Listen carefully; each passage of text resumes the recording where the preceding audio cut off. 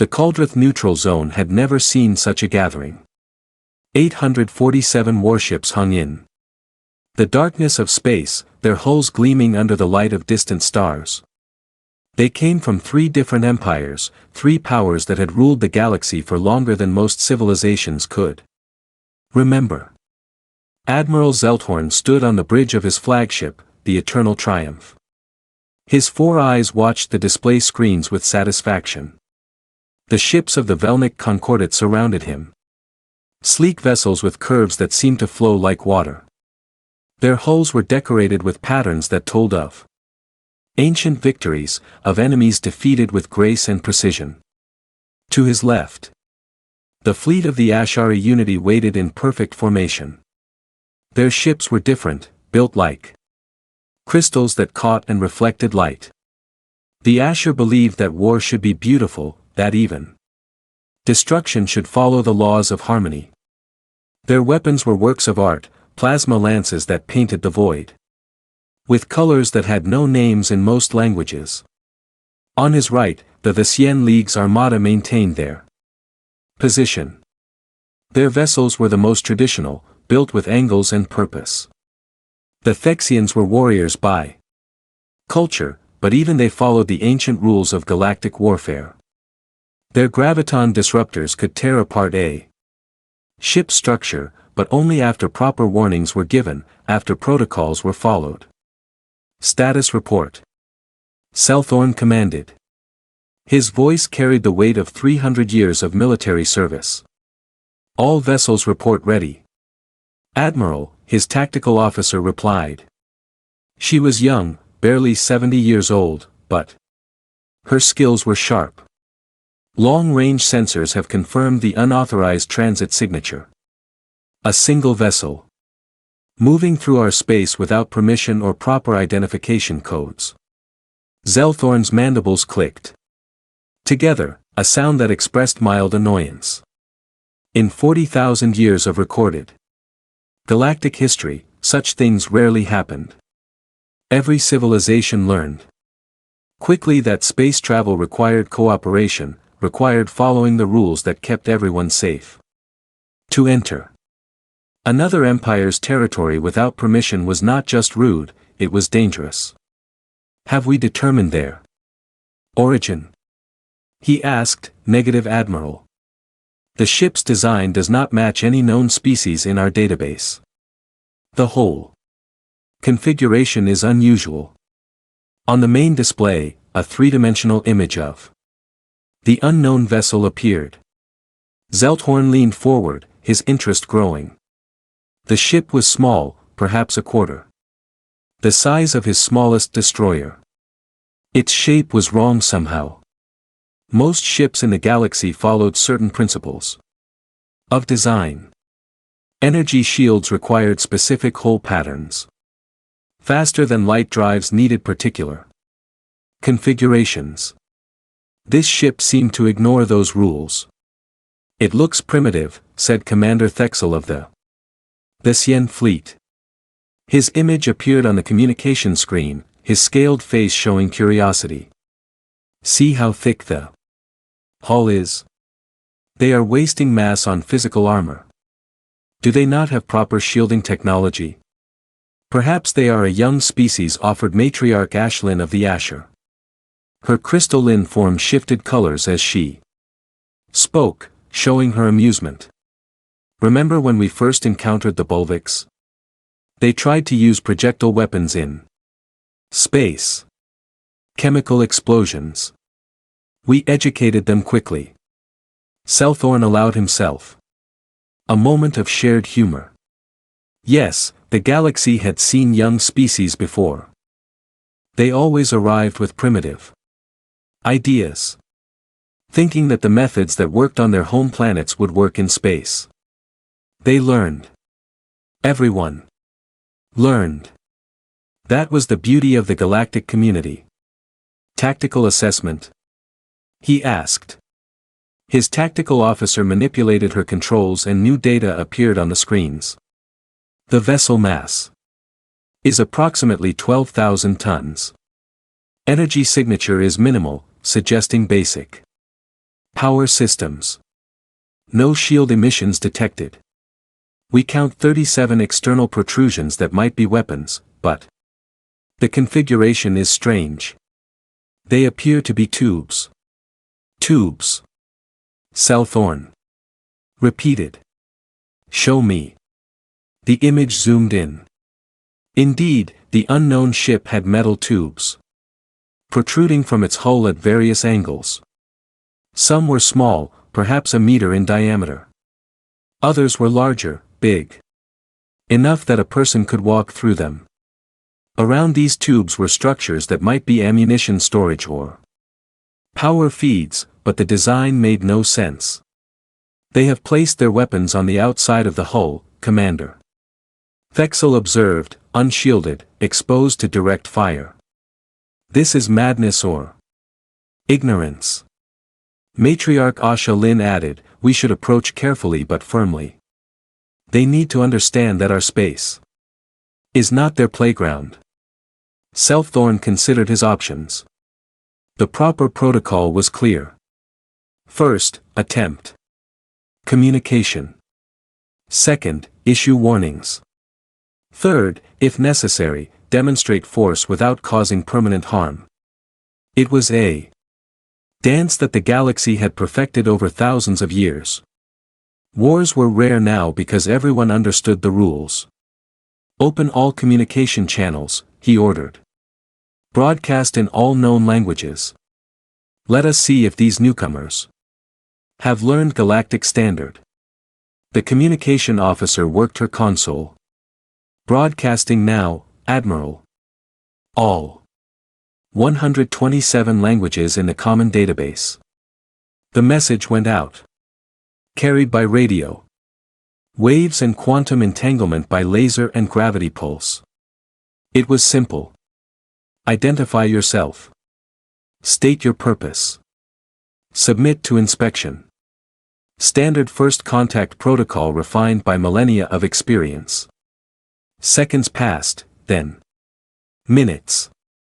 The unknown ship continued on its course, not slowing, not responding. Perhaps they are experiencing technical difficulties. The communication officer suggested their receivers might not be compatible with our transmission methods. Increase power, Zelthorn ordered. Make sure they cannot miss our signal. The communication arrays of 847 warships, all focused on the small vessel. The amount of energy directed at it could have powered a small city. No functioning receiver could miss it. Finally, a response came. It was audio only, crackling with static. Unknown vessels, this is the UES's Indomitable. We read you. Please reduce your transmission power. You are overloading our communication systems. The voice was strange. It had harmonics that the translator struggled with, emotional undertones that seemed aggressive even when speaking calmly. The translation matrix worked frantically, comparing the sounds to known language structures. They are speaking a completely new language, the communication officer said, her voice showing surprise. The matrix has never encountered these sound patterns before. It is creating a translation protocol in real time. Can they understand us? Zelthorn asked. Unknown, Admiral.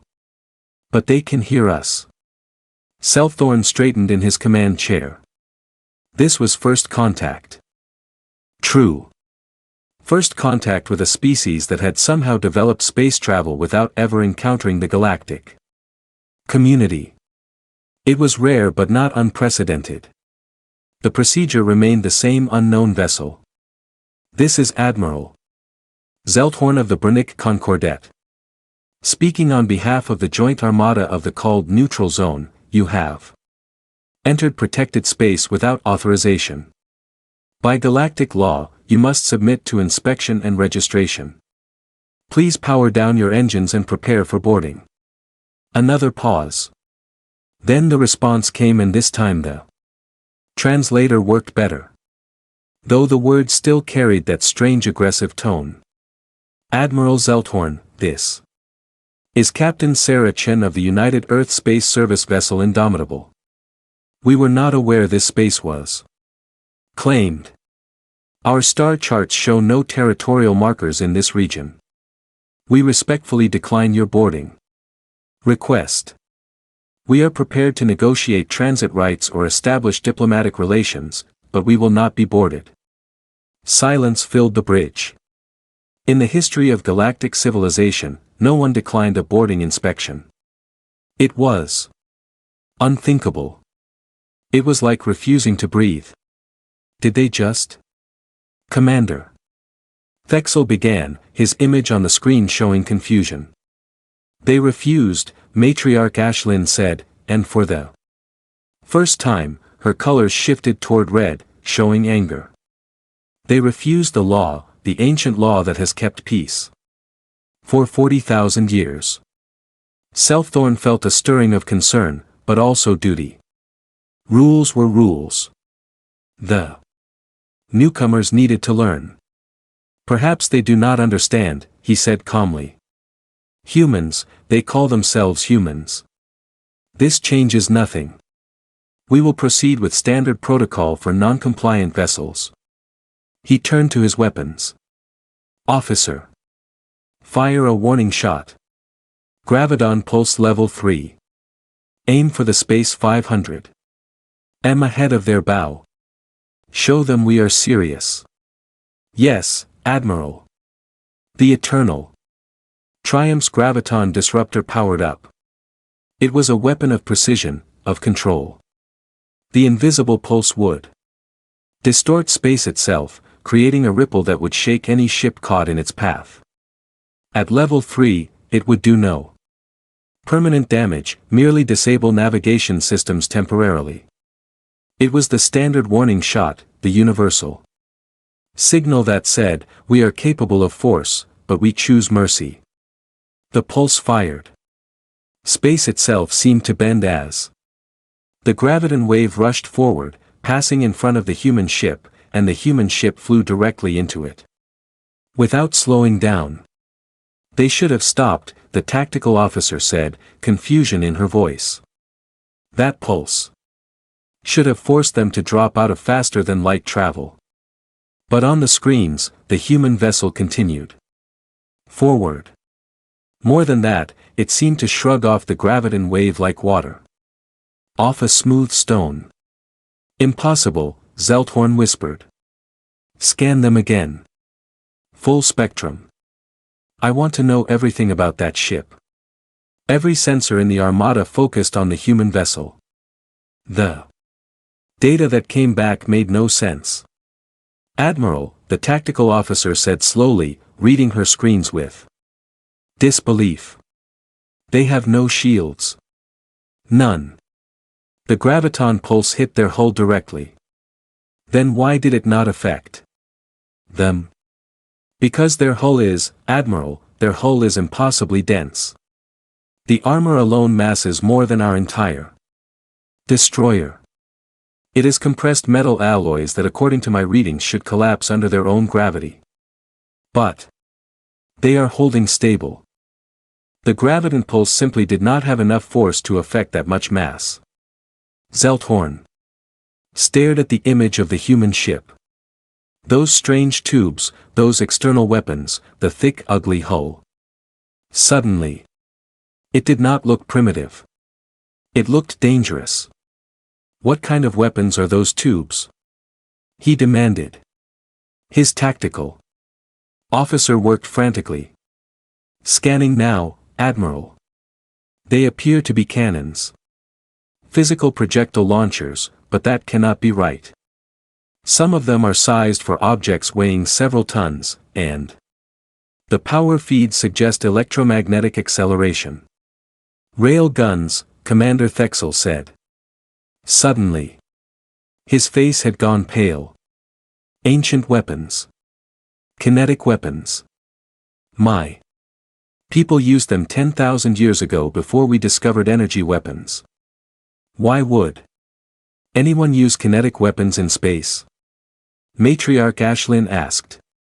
They are slow. Inefficient, limited by ammunition supplies. Because, Zelthorn said slowly, understanding dawning. Kinetic.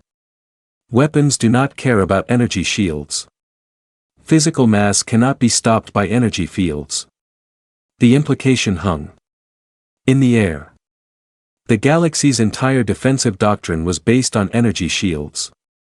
Every warship in the Armada had shields that could stop plasma, lasers, particle beams, graviton pulses. But none of them were designed to stop a solid object moving at high speed. Admiral, his communication officer, interrupted. The humans are transmitting again. Put them through. The voice of Captain Chen came through the speakers, and this time the translator caught more nuances. The voice was calm, but there was something underneath it. Not fear, something else. Regret perhaps. Admiral Zelthorn, we detected your weapons. Fire. We are interpreting that as a hostile act. Our automated defense systems are now active. This is your final warning. Do not fire again. We do not want conflict, but we will defend ourselves. Please respond. Zelthorn looked at his displays. 847 warships. The combined military might have 3 galactic empires against one small vessel with primitive weapons and no shields. But that small vessel had just shrugged off a graviton pulse, and it had weapons designed specifically to counter the galaxy's defensive technology. What do we do? Commander Thexol asked. Zelthorn made his decision. We follow protocol. We gave them a warning. They refused. Now we show them what happens when the law is broken. All ships target the unknown vessel. Fire on my command. Full spread. All weapons. We will disable them. Board them. And then we will explain galactic law to these humans properly. Across the Armada, weapons powered up. Plasma lances glowed. Graviton disruptors hummed. Particle beams charged. 847 warships prepared to fire on a single target. On the screens, the human ship suddenly changed course. It did not run away. It turned and accelerated directly toward the Armada. Admiral, his tactical officer said, and her voice shook slightly. They are not fleeing. They are attacking. Thorns. Mandibles spread in what might have been a smile. One ship against 800. Their courage is admirable, but foolish. All vessels fire at will. The galaxy was about to learn something about humans. And the humans were about to learn about galactic law. Neither lesson would be gentle. The first volley from the Armada lit up space like a supernova. Plasma lances stray across the void in streams of superheated matter. Graviton disruptors sent invisible waves of distorted spacetime toward the human vessel. Particle beams carved through the darkness, each one carrying enough energy to vaporize a small moon. Captain Sarah Chen watched from the bridge of the Indomitable as the wall of fire approached her ship. She was 43 years old, a veteran of the Mars Rebellion and the Titan blockade. She had seen combat before, but never like this. Never 800 ships firing at once. Brace for impact, she said calmly. All hands. Secure stations. Damage control team, stand ready. The first weapons hit. The Indomitable shook as plasma washed over its hull. The outer armor layer heated to thousands of degrees, glowing white-hot. Graviton pulses struck the ship from multiple angles, trying to tear it apart with conflicting gravity fields. Particle beams hammered at the armored plates. Seeking weak points, the ship held. Damage report. Chen ordered. Outer Armor is at 87%. Her tactical officer, Lieutenant Marcus Webb, replied, he was young, fresh from Earth's Naval Academy, but his hands were steady on the controls. We have thermal scoring on decks 3 through 7. No hull breaches. Inner systems nominal. The armor is doing its job, Captain. Chen allowed herself a small smile. The Indomitable was built in the lunar shipyards, constructed with lessons learned from 200 years of human warfare. Her hull was composed of layered titanium tungsten alloy mixed with carbon nanotubing and backed by ceramic composites. Each layer was designed to absorb different types of damage. The entire structure was over 2 m thick in most places, 4 m at critical points.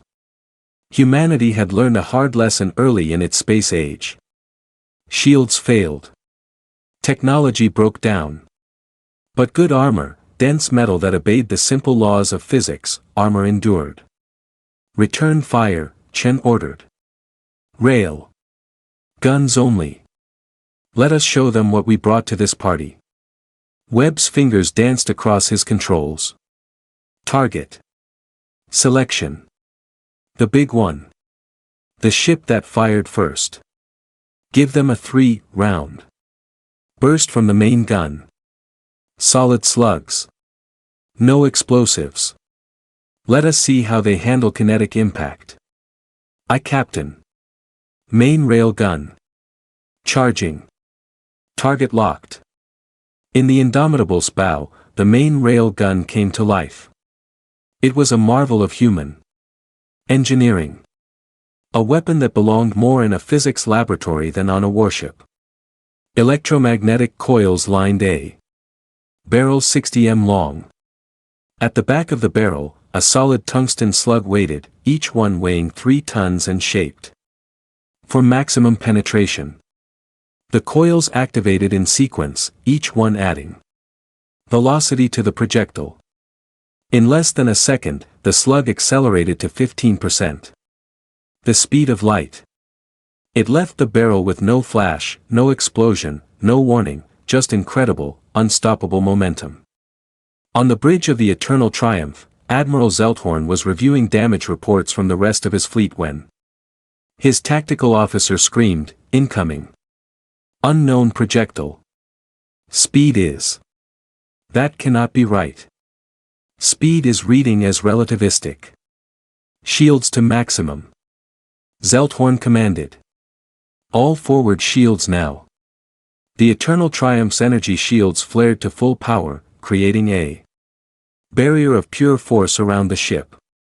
The shields could stop any energy weapon in the galaxy. They had been tested against stars going supernova. They were considered impenetrable. The tungsten slug hit the shields and passed through them like they did not exist. Because to a solid object traveling at relativistic speed, energy shields did not exist. The slug struck the Eternal Triumph's hull amidships. The impact released kinetic energy equivalent to a small nuclear weapon. The alien ship's hull, designed to flex and absorb energy weapon strikes, shattered like glass. The slug punched completely through the ship, entering from the port side and exiting from the starboard, leaving a hole 3 m wide. Atmosphere rushed out into space. Internal bulkheads exploded from the pressure change. Crew members were sucked into the void. Alarms screamed throughout the ship. Hull breach. Multiple hull breaches. The tactical officer shouted over the chaos. Decks 15 through 22 are open to space. We have lost graviton drive 3. Power conduits are failing. Emergency force fields are not holding. Zelthorn grabbed his command chair to keep from being thrown across the bridge. His ship, his beautiful Eternal Triumph, was dying around him, and the human vessel had barely scratched its paint. All ships, he managed to say into the fleet-wide channel. Evasive maneuvers. Do not let them get a clear shot.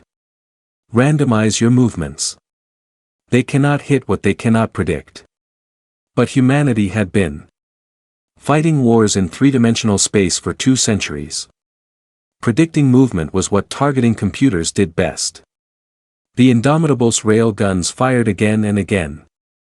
Each shot was perfectly calculated, leading the target by fractions of a second, compensating for distance and relative velocity. The smaller guns joined in, firing slugs the size of a human fist at similar velocities. They did not need to be as large as the main gun rounds. At 15% of light speed, even a small projectile carried devastating energy. 3 Asher destroyers learned this lesson. The rail gun rounds punched through their crystalline hulls with ease, shattering the elegant structures. The beautiful ships came apart in silence, their fragments tumbling through space. This is not possible, Matriarch Ashlyn said, her image flickering on Zelthorn's communication screen. Her colors were now a pale white, showing shock and fear. One ship cannot defeat an armada. This violates every principle of warfare. Then we are learning new principles, Commander Thexel growled. His ship had taken a glancing hit from one of the human projectiles, tearing away his port weapons array. These humans do not fight like civilized species. They fight like animals, like predators. The battle continued for 17 minutes. 17 minutes that changed the galaxy forever. The Armada's ships tried everything.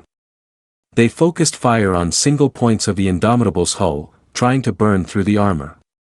The human ship maneuvered, presenting fresh armor to the attack, spreading the damage across its entire surface.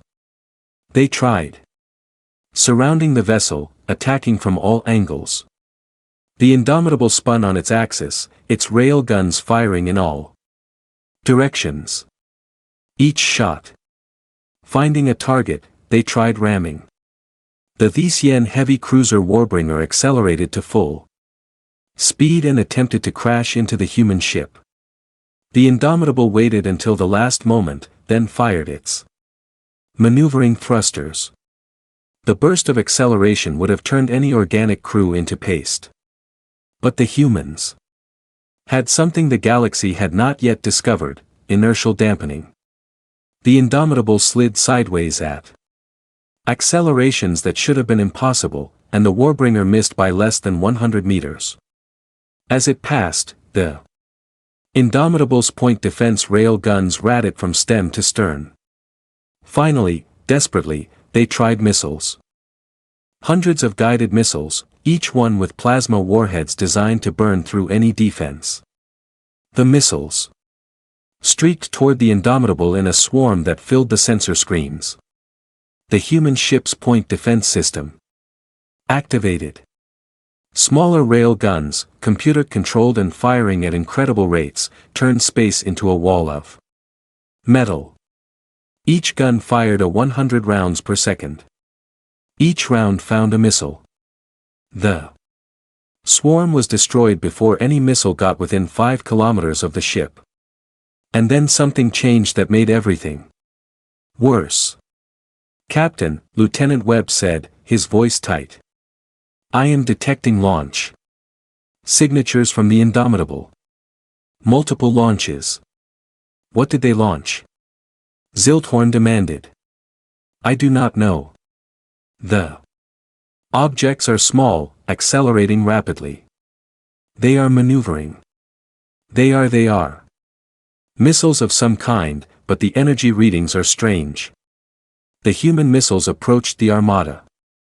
They were not sophisticated. Not by galactic standards. They had no plasma warheads, no antimatter cores, no graviton disruptors. They had something simpler. They had nuclear warheads. The first missile reached a relic destroyer and detonated. The nuclear explosion released gamma rays and neutrons. A burst of radiation that washed over the ship. The destroyer's shield stopped the heat and the light, but radiation was not stopped by energy shields. The ship's crew received lethal doses in microseconds. The vessel went dark, its crew dead, though the ship itself remained intact. The second missile took a different approach. It did not detonate near its target. It detonated against it. The explosion was shaped, focused, using the expanding plasma as a projectile. The directed energy struck an Ashari cruiser with the force of a shaped charge. The hull buckled and tore. Atmosphere and bodies spilled out. 8 more missiles detonated. 8 more ships went silent. Or broke apart. They weaponized atomic fission. Matriarch Ashlyn whispered. They turned the power of stars into weapons. What kind of species does this? Zelthorn had no answer. His fleet had lost 38 ships. 38 ships destroyed or disabled by one human vessel. And that vessel had barely been damaged. Its armor was scored and melted in places, but it was still fighting, still maneuvering, still deadly. All ships, he said, and his voice was heavy with defeat. Cease fire. Cease fire. Immediately. Fall back to minimum engagement range. The order went out. 809 remaining ships backed away from the human vessel. Their weapons still charged but no longer firing. The Indomitable held its position, its rail guns tracking targets but not shooting. For a long moment, there was only silence. Then Captain Chen's voice came through the communication channel. Admiral Zelthorn, we are detecting your weapons powering down. We are interpreting this as a request for ceasefire. We accept, hold your current positions. Do not approach us and we will not fire. We will now begin negotiations. Thorn slumped in his command chair. Around him, his bridge crew worked frantically to control damage to save the Eternal Triumph. Outside, his fleet was scattered, bleeding, broken by a single ship. Negotiations, he said quietly. Yes, we will negotiate because if we do not, they will kill us all. Commander Theol's image appeared on the screen. The proud warrior looked shaken. Admiral, we need to know more about these humans. We need to understand what we are facing. Agreed. Matriarch Ashlyn said, this was not a battle. This was a demonstration. They could have destroyed us all, but they chose mercy. Why? Zelthorn thought about the human ship, about its crude design and devastating effectiveness. He thought about weapons. Built not for elegance, but for pure killing power. He thought about a species that would armor their ship so heavily that shields became unnecessary. What kind of people built things this way? Open a direct channel to the human. Captain, he ordered. It is time we learned about Earth, and may the ancient gods help us if they decide we are enemies. The negotiation chamber was hastily assembled aboard the Ashari diplomatic vessel, Crystal Harmony. It was neutral ground, a ship that had not participated directly in the battle. The chamber itself was beautiful, as everything Ashari was beautiful. The walls shifted with colors that were meant to promote calm and rational thinking. The air was scented with compounds designed to reduce aggression in most known species. Captain Sarah Chen sat across from Admiral Zelthorn, Commander Thexel, and Matriarch Ashlyn. She wore her dress uniform, dark blue with silver insignia, and she carried no weapons. She had insisted on that, no weapons in the negotiation chamber. It was a human custom, a sign of good faith. The aliens had agreed, though. Chen suspected it was because they now feared what she might do even without weapons. Captain Chen, Admiral Zelthorn. Began. His translator was working much better now, providing clearer translations of his speech. Thank you for agreeing to meet with us. Thank you for the ceasefire, Admiral Chen replied. I want to make something very clear before we begin. The United Earth Space Service did not come here looking for war. We were exploring, mapping unknown regions. We had no idea this space was claimed by anyone. Your ignorance does not excuse your actions, Commander Thexel said. His scales were still discolored from stress. You refused lawful orders. You attacked without provocation. Chen's expression hardened. With respect, Commander, you fired first. We detected a weapons discharge aimed at our vessel. Every ship captain in human space has standing orders. If fired upon, return fire with overwhelming force. We showed restraint. We could have destroyed your entire fleet. The three alien leaders exchanged glances. They knew she was not boasting. They had seen what one human ship could do. Perhaps we should start with understanding, Matriarch Ashlyn said. Her colors shifting to peaceful blues and greens. We know nothing of your people, Captain. We know nothing of Earth. Help us understand who humans are. Chen nodded.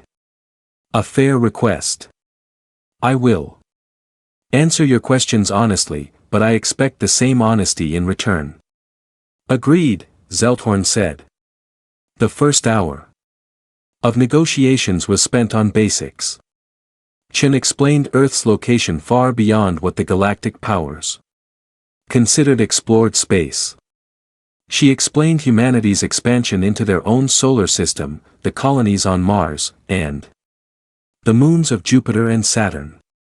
She explained how humans had developed faster than light travel only 60 years ago and how they were still exploring the galaxy, still learning they were not alone. The aliens listened with growing confusion. You have only had space travel for 60 years, Zelthorn asked. But your weapons, technology, your ship design, these things should take thousands of years to develop. Humans adapt quickly, Chen said simply. We have to. Our home world taught us that. Tell us about Earth, Matriarch Aelin requested. We ran biological scans. During the battle, your crew showed unusual physical characteristics. Help us understand your evolution. Chen pulled up a holographic display from her personal computer. An image of Earth appeared above the table. A blue and green world wrapped in white clouds. This is Earth, she said. Our home world. By galactic standards, I am told it is what you would call a death world. The word did not translate well. Chen had to explain. A death world is a planet with conditions that are hostile to most life. Earth has gravity approximately 30% higher than what you have told me is galactic standard. Our atmosphere is thick and chaotic. Our weather includes storms with winds that can destroy buildings. Our oceans can generate waves 50 m high. Our tectonic activity causes earthquakes and volcanic eruptions. And that is just the planet itself. She changed the image to show various Earth animals. A lion, a great white shark, a bear, a crocodile. Earth evolved. Multiple apex predators, she continued. Species that hunt and kill other species for food. Humanity evolved in competition with these predators. We survived not by being stronger or faster, but by being smarter and more persistent. Persistence, Commander Thexel asked. Humans are endurance hunters, Chen explained. Our ancestors would track prey for days, sometimes weeks. We cannot run as fast as many animals, but we can run longer than anything else on our planet. We do not give up. It is in our nature. She pulled up another image. This one showing human history. Ancient weapons, stone tools, bronze swords, steel guns, nuclear weapons. And because we evolved among predators, we learned to be predators ourselves. Humanity's history is a history of warfare. We fought for territory. We fought for resources. We fought for ideas and beliefs. We fought each other for thousands of years before we ever reached space. The aliens stared at the images with something like horror. This is normal for your species? Matriarch Ashlyn asked. This level of violence. It was, Chen said. Earth unified under a single government only. 90 years ago after the Third World War nearly destroyed our civilization. But yes, warfare is part of who we are. We understand it. We are very, very good at it. Zelthorn's mandibles clicked rapidly, a sign of agitation. Your ship, the Indomitable, tell us about it. Why? Is it designed the way it is? Chen smiled slightly. The Indomitable is a patrol frig. It is designed for long-range missions in potentially hostile territory. Its armor is heavy because we learned early that energy shields can fail. Technology breaks, but good armor, solid metal that endures. Its weapons are kinetic because kinetic weapons are simple, reliable, and effective.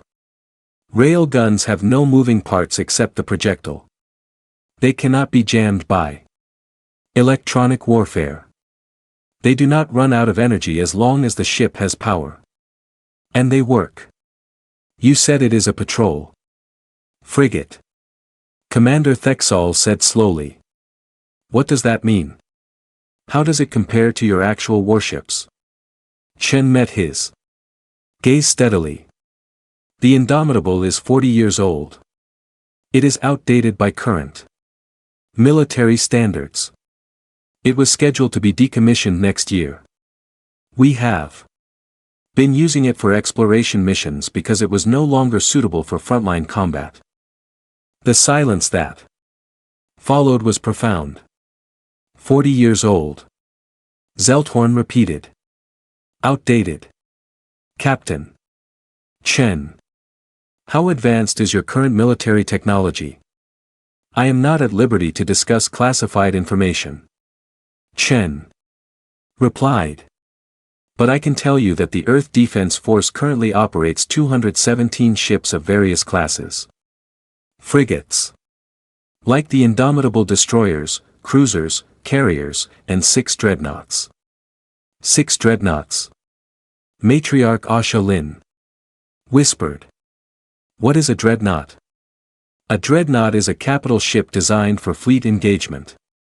The newest, the USS Armstrong. Mass is 2 million tons.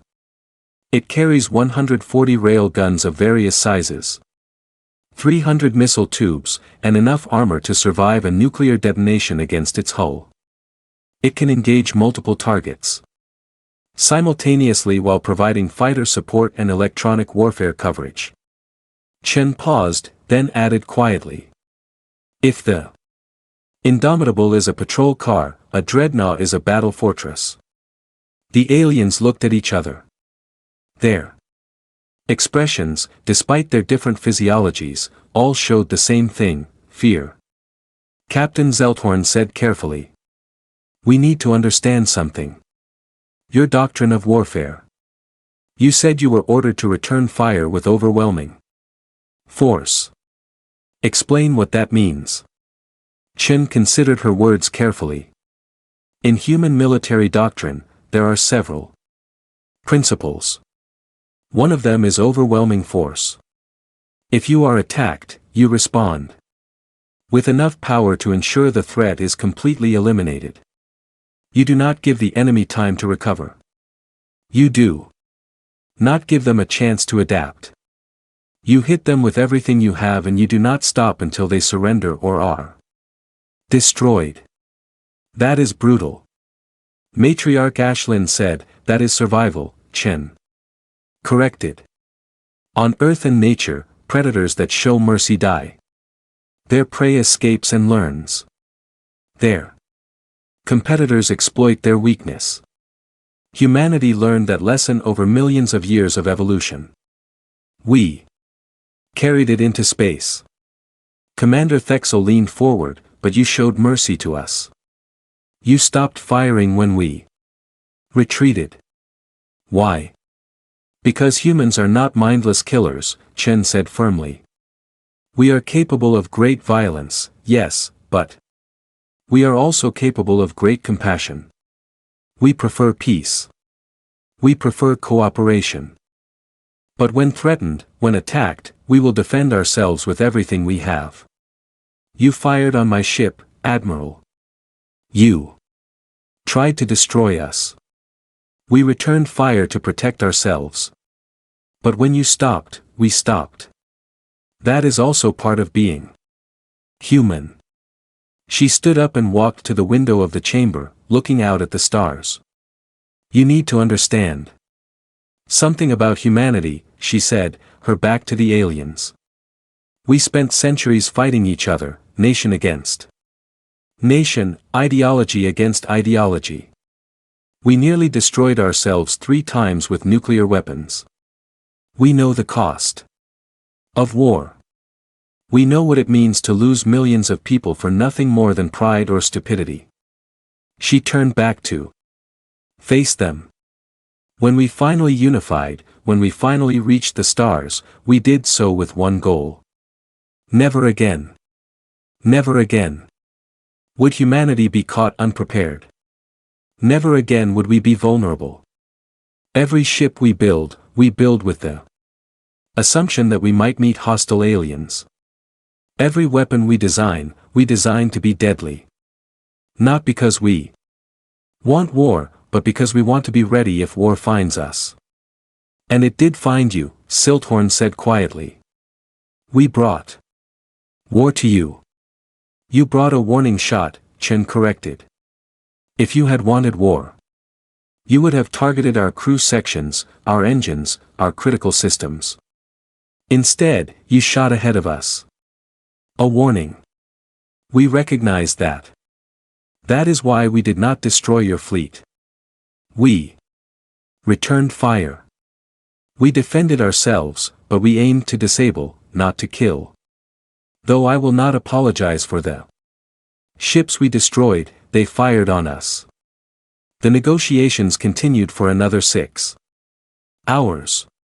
Chen shared data about Earth, about human culture and history. The aliens shared data about the galactic community, about the 40,000 years of recorded history, about the laws and customs that governed interactions between species. Slowly, a picture formed. The galaxy was old, stable, and complacent. War had become ritualized, almost ceremonial. Energy weapons against energy shields, proper protocols, acceptable losses calculated before battles even began. The galactic powers had forgotten what real war looked like. Earth was young, violent, and paranoid. Humanity had crawled out of the mud, fighting for survival. And they had never stopped fighting. Every advance in technology had been immediately weaponized. Every tool had military applications.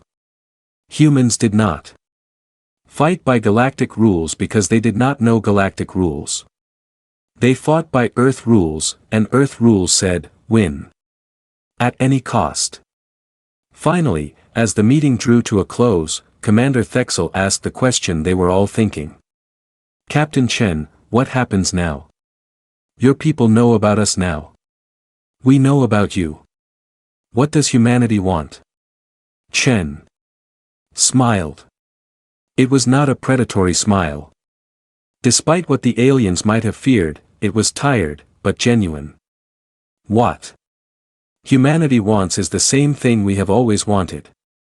A place in the universe, trade, knowledge, friends if possible. We do not want to conquer the galaxy. We just want to be part of it on our own terms. And if we refuse, matriarch? Ashlyn asked. Chen's smile faded. Then we will leave your space and never return. But we will remember that you fired on us. And if you ever threaten Earth or human colonies, we will respond. Not with one patrol frigate. With everything we have, the threat was clear. So was the offer of peace. Admiral Zelthorn stood and bowed. A gesture of respect in Vlnix culture. We will carry your words to our governments, Captain Chen. I believe they will choose peace. After today, I do not think anyone wants to see what human war truly looks like. As Chen prepared to leave, Zelthorn stopped her with a question. Captain, one more thing. You said the Indomitable was scheduled for decommissioning. What will replace it? Chen paused at the doorway. The new patrol frigates are called the Ranger class. They mass 15,000 tons, carry improved armor and shielding, and mount twice the weapons. We have already built 40 of them. Production rate is 3 per month. She left the chamber, leaving the 3 alien leaders to contemplate what that meant. Humanity was not slowing down. They were building more ships. Better ships, faster ships, and they were just beginning to explore the galaxy. The age of galactic peace was over. The age of humanity had begun. The Galactic Council chamber on Real Prime had stood for 12,000 years. It was a monument to civilization, a place where disputes were resolved with words instead of weapons. The chamber could hold representatives from all 47 member species of the galactic community. Today, it was packed beyond capacity. Admiral Zelthorn stood before the assembled leaders, his image projected on screens throughout the chamber. He had returned directly from the Caldrith neutral zone. His flagship still bearing the scars of battle. Behind him, holographic displays showed the Indomitable, showed the battle, showed the damage to the Armada. He had been speaking for 2 hours. Now he was finished. And so he concluded, I recommend immediate diplomatic outreach to Earth. We should offer them full membership in the galactic community, with all rights and protections. The alternative is to make an enemy of the most dangerous species we have ever encountered. The chamber erupted in debate. Some voices called for caution. Others demanded military action. Still others simply could not believe what they were hearing. High Chancellor Morphx of the Velnik Concordat raised a crystalline hand for silence. She was old. Even by Vlnik standards, and her wisdom was respected across the galaxy. Admiral Zelthorn, she said, her voice carrying easily in the chamber's acoustics. You have shown us the tactical data. You have shared the specifications of human weapons. But I must ask, are humans truly as dangerous as you claim? Could this not be an anomaly? Perhaps the Indomitable was simply an exceptional ship. Zelthorn's mandibles clicked in disagreement. High Chancellor, with respect, the Indomitable is 40 years old and was scheduled for retirement. It is not exceptional among human vessels. It is obsolete. The Cien military analyst stood. Admiral, I have reviewed your data extensively. I must present my findings to the Council. He activated his own display. Charts and graphs appeared showing comparison data. Humans are physiologically unusual, the analyst began. Average human height is 1.8 m, mass is 75 kilograms. This is within normal parameters for galactic species. However, other factors are significant. He pulled up a skeletal structure. Human. Bone density is 40% higher than galactic average. Their muscle fiber composition includes a higher proportion of fast twitch muscles, optimized for rapid explosive movement. Their cardiovascular system is designed for sustained high activity. In practical terms, an average human is stronger, faster, and has greater endurance than most species of similar size. Another chart appeared. Their sensory capabilities are particularly notable. Humans have binocular vision with exceptional depth perception. They can track moving objects with accuracy that rivals our best targeting computers. Their hearing range is broad. Most significantly, their neural processing speed for visual and spatial information is among the fastest we have measured. These are the traits of a predator.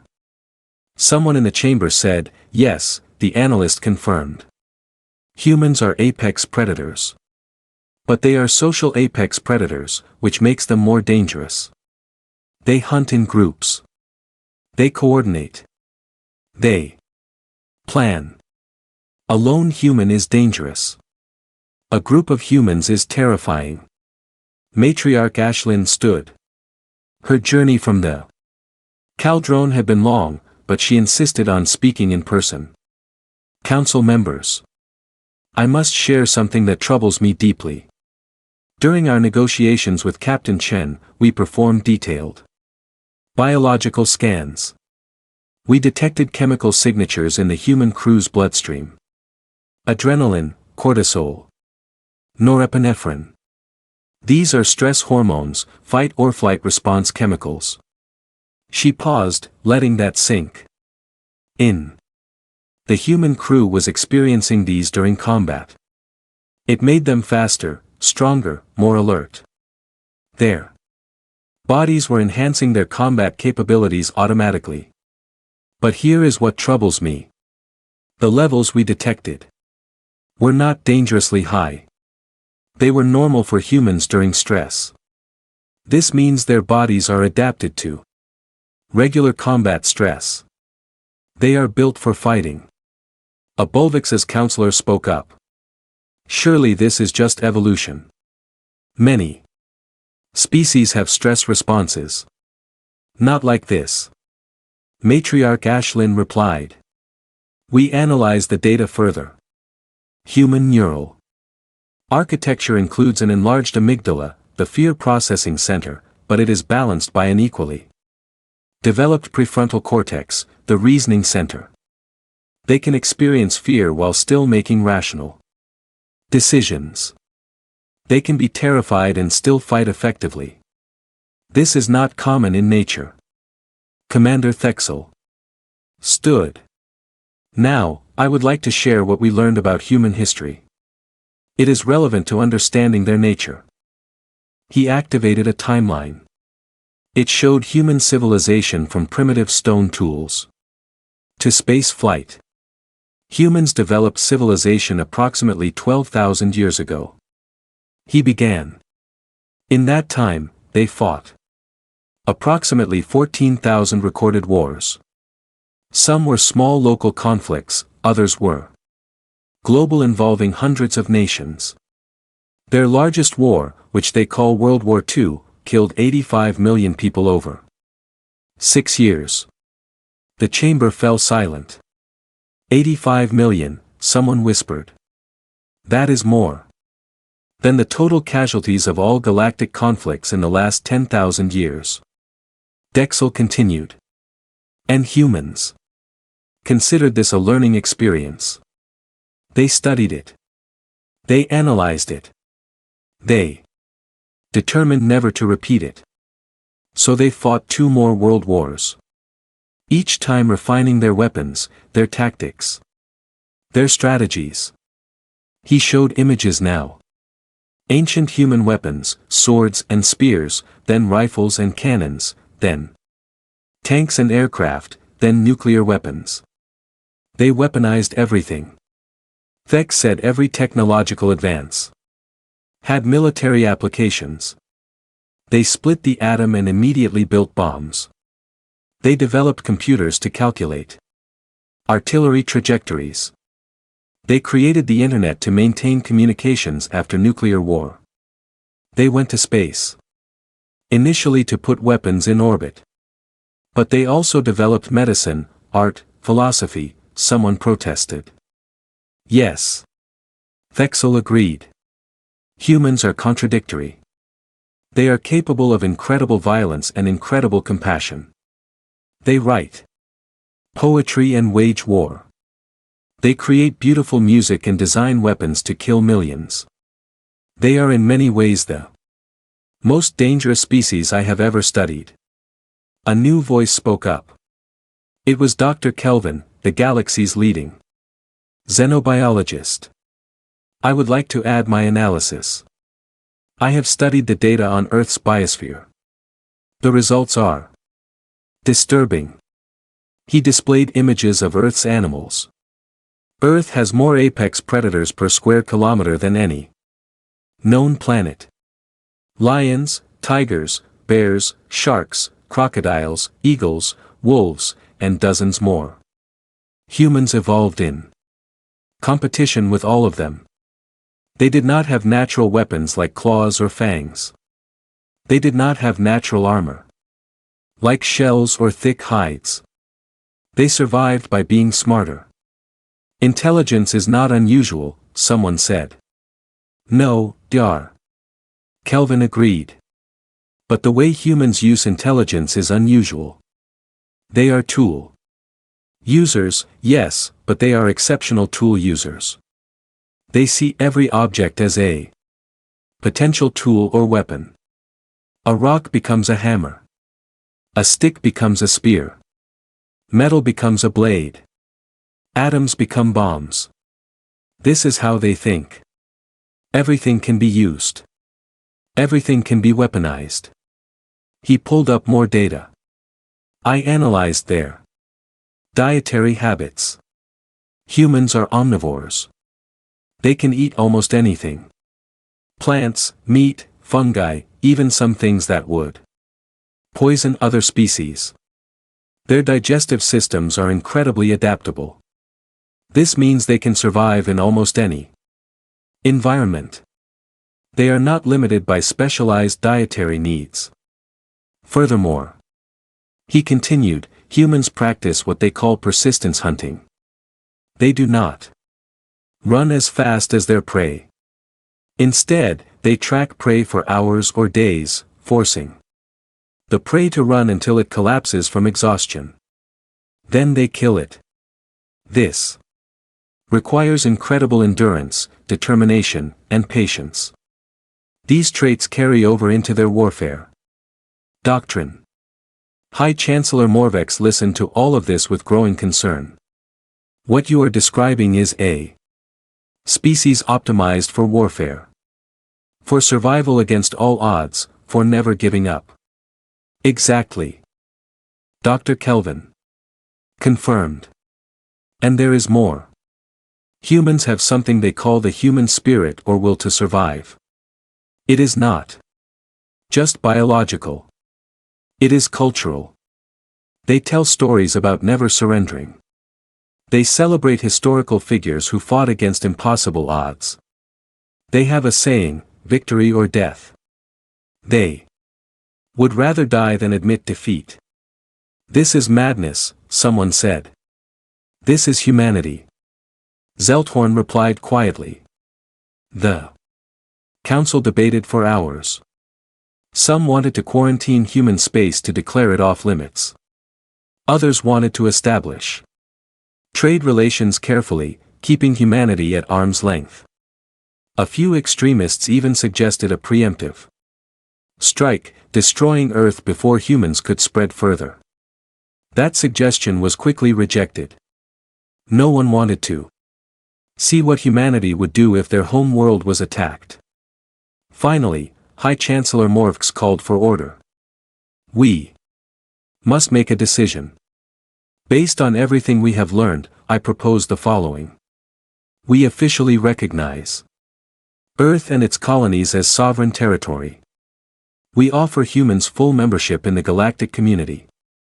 We establish trade and diplomatic relations, but we also implement the following security measures. She listed them. Human ships would be required to follow all traffic protocols. Human weapons would be registered and monitored. Human military expansion would be watched carefully. And most importantly, a joint task force would be established to study human technology and develop countermeasures just in case. We will not provoke them, the High Chancellor said firmly. But we will not be unprepared. Does anyone object? No one did. The vote was unanimous. As the council session ended, Admiral Zelthorn remained in the chamber with Commander Thexel and Matriarch Ashlyn. Do you think this will work? Thexel asked. Can we coexist with humans peacefully? Zelthorn considered the question. I think humans want peace. Captain Chen was sincere about that. But I also think they will never be helpless again. They will build more ships. They will improve their weapons. They will expand into space. And if anyone threatens them, they will respond with everything they have. So we make sure never to threaten them. Matriarch Ashlyn said. Yes, Zelthorn agreed. We make sure never to threaten them because if we do, we will learn what human total war truly means. And I do not think the galaxy would survive that lesson. He looked at the displays one more time, at the image of the Indomitable, scarred, but unbroken. At the human crew standing, ready to fight 800 ships with no hesitation. They call themselves humans, he said quietly. It comes from their word for earth, for ground, for soil. They are named after dirt, but they reached the stars anyway. They crawled out of the mud of their violent world and built ships that can defeat armadas. Never underestimate them. Never assume they are like us. They are not.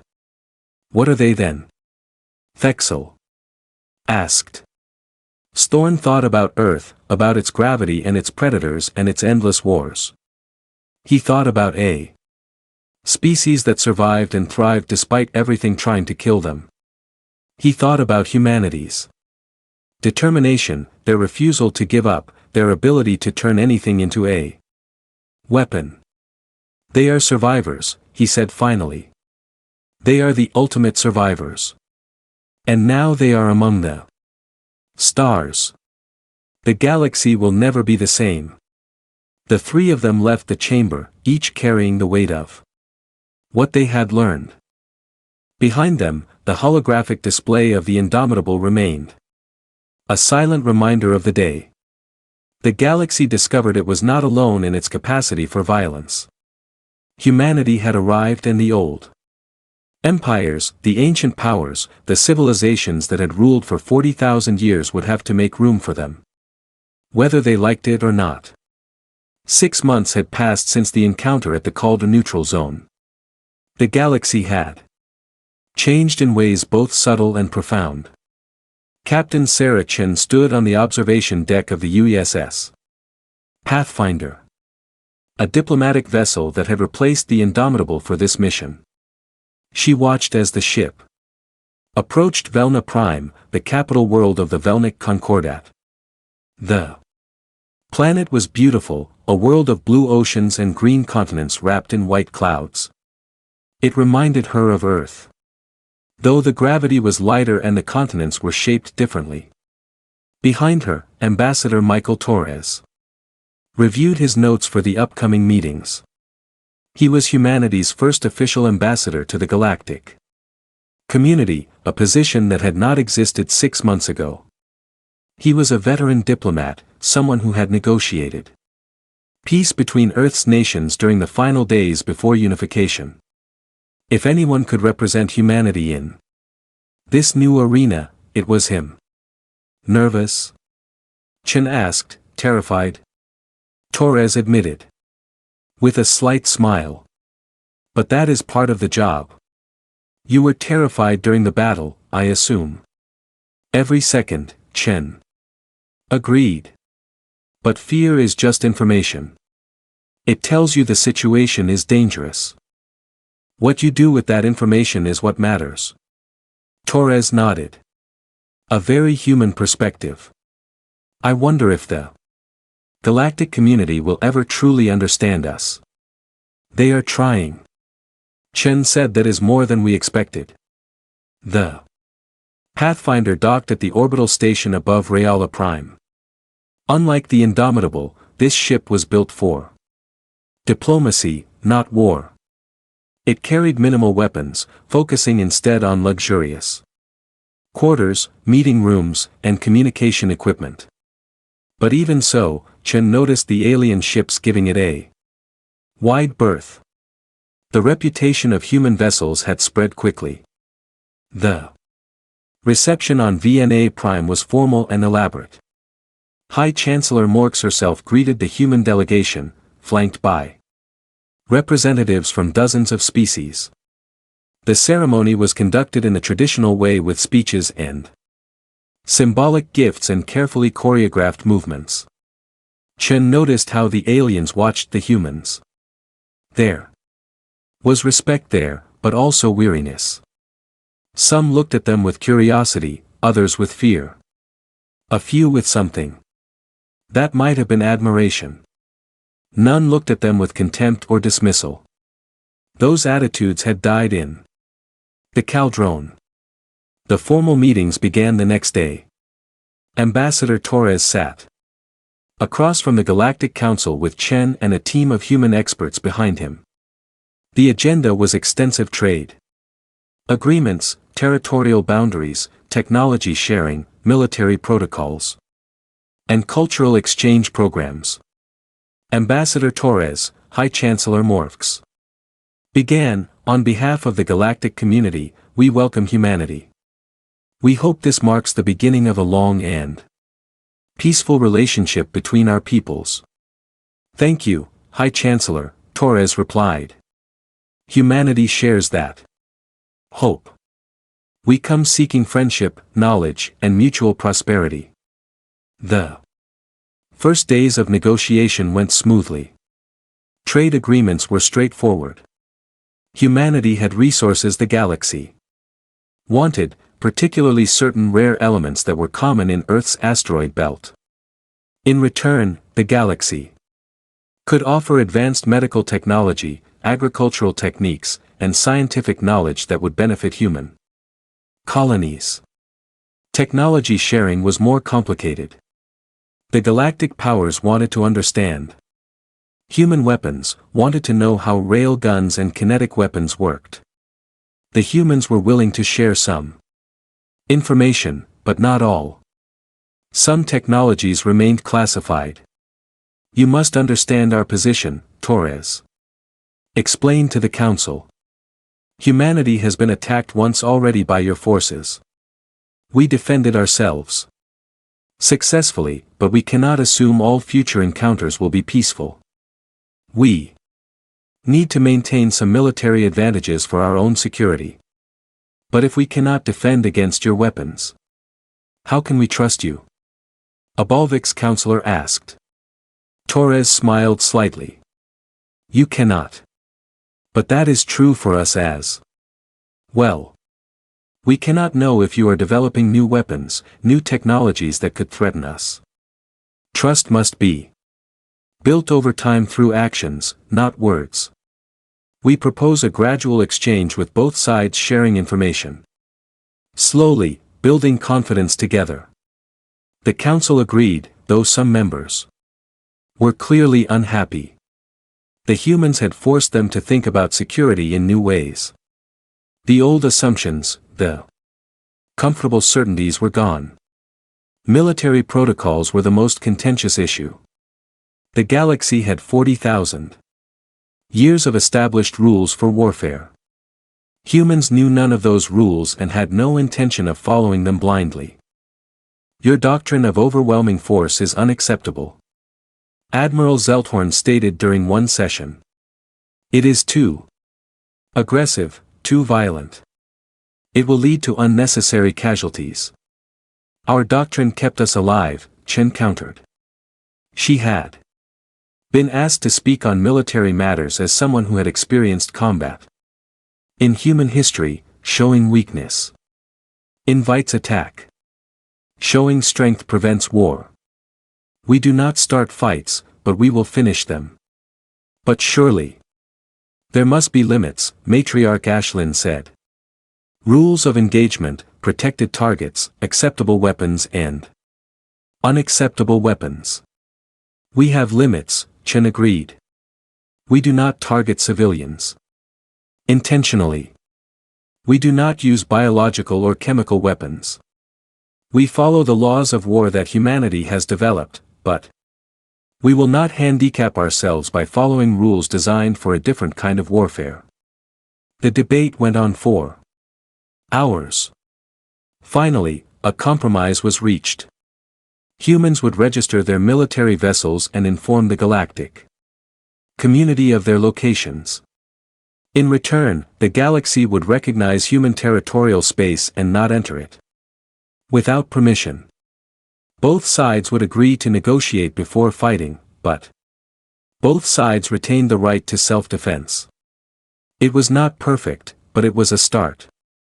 The cultural exchange program was perhaps the most interesting aspect of the negotiations. The galaxy wanted to understand humans better and humans wanted to understand the galaxy. We proposed student exchange programs. Torres suggested human students would study at galactic universities. Alien students would study on Earth. We would share our art, our literature, our history. In time, perhaps we would understand each other well enough that war becomes unthinkable. The council approved this enthusiastically. Knowledge was valued in galactic society, and the chance to study a species as unusual as humans was appealing to many, but there were warnings, too. Ambassador Torres, Dr. Kelvin said during one session. We must discuss a sensitive topic, human entertainment. Entertainment? Torres asked, confused. Yes, we have analyzed broadcasts from Earth. They agreed that human entertainment would not be widely distributed in galactic space to avoid disturbing other species. As the negotiations continued, other issues emerged. Humans wanted to establish embassies on multiple worlds. The galaxy wanted observers on human colonies. There were questions about jurisdiction, about law enforcement, about what happened when humans and aliens had disputes. Each issue was addressed carefully with lawyers and diplomats from both sides working to find solutions. It was tedious work, but necessary. The foundation of peaceful coexistence was being built, one agreement at a time. On the 15th day of negotiations, something unexpected happened. A message arrived from Earth. The transmission was coded marked urgent. Chen received it first and immediately requested a recess. What is it? Torres asked when they were alone in their quarters.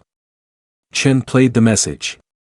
It was from Admiral Patricia Hawkins, commander of the Earth Defense Force. Captain Chen, Ambassador Torres, this message is classified. New intelligence has been gathered regarding galactic military capabilities. Our analysis suggests that the three empires you encountered represent only a fraction of galactic military strength.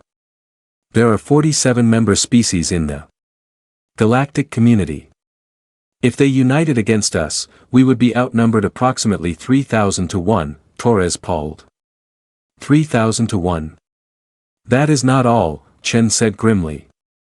She continued the message. However, Admiral Hawkins continued, our tactical analysis suggests that numerical superiority may not be decisive. Galactic weapons are poorly suited to combat human vessels. Their reliance on energy shields creates a fundamental vulnerability. Our recommendation, continue diplomatic efforts, but accelerate military production. We are increasing shipyard capacity by 40%. Within 5 years, we will have 800 combat vessels. Within 10 years, 2,000. The message ended. Torres sat heavily in a chair. They are building an armada, he said quietly. Can you blame them? Chen asked. We are one species against 47. We need to be ready. But if the galaxy learns we are building so many ships, they will panic. They will think we are preparing to attack them. Chen nodded. That is why we do not tell them. We maintain diplomatic relations. We build trust, but we also build ships just in case. Torres understood. It was the human way. Hope for the best, prepare for the worst. Never be helpless again. The negotiations concluded successfully.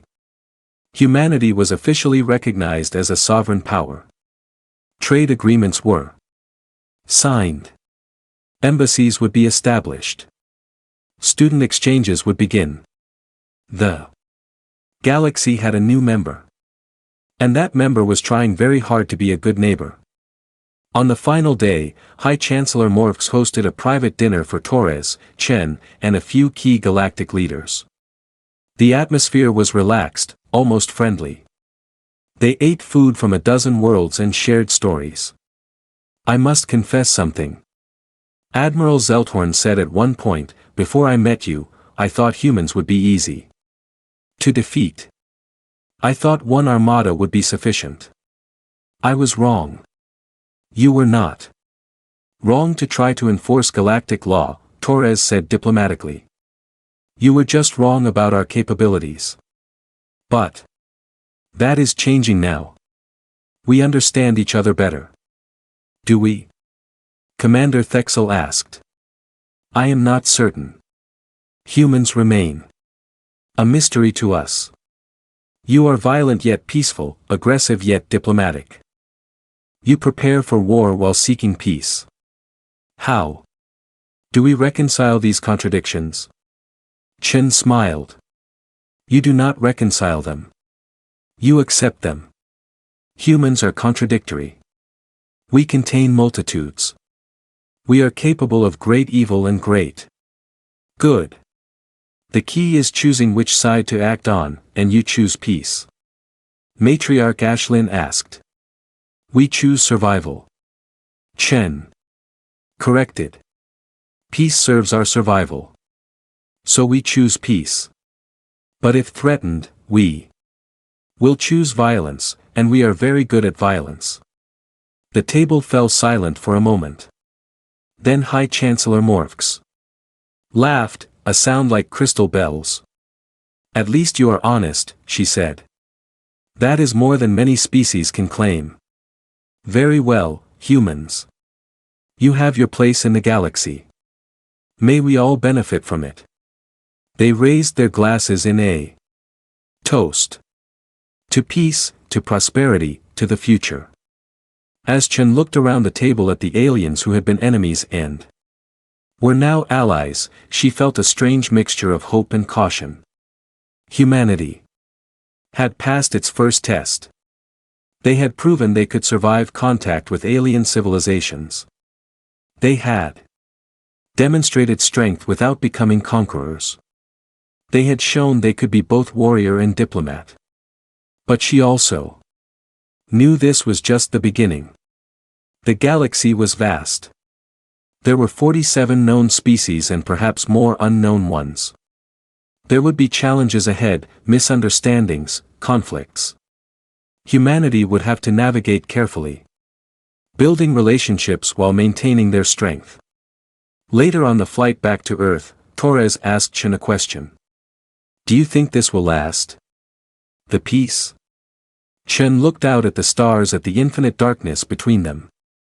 She thought about human history, about the wars and the peace treaties, about the cycles of conflict and cooperation.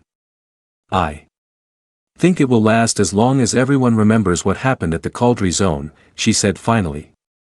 As long as they remember that humans are not to be trifled with, as long as they respect us, fear us a little, and want to be our friends rather than our enemies. And if they forget, Chen's expression hardened. Then we remind them, but gently if possible, we do not want to be the monsters they fear. We want to be the friends they respect. That is the balance we must maintain. The Pathfinder continued its journey home, carrying the humans who had changed the galaxy forever. Behind them on Velna Prime, the galactic powers began implementing their new policies regarding humanity. Warning protocols were established. Human space was marked as sovereign and potentially dangerous. Military analysts studied human tactics and searched for countermeasures. And in secret, in hidden facilities across multiple worlds, scientists began their own weapons programs, trying to develop counters to kinetic weapons, trying to create defenses that could stop solid projectiles, trying to match human innovation. The galaxy had ruled peacefully for 40,000 years. Now, predators had joined the stars. The old empires would have to adapt or perish. And humanity, the species that had survived ice ages and world wars and its own violent nature, would make sure they had a future among the stars. May the ancient gods have mercy on anyone who threatened that future. The age of humanity had begun, and the galaxy would never be the same.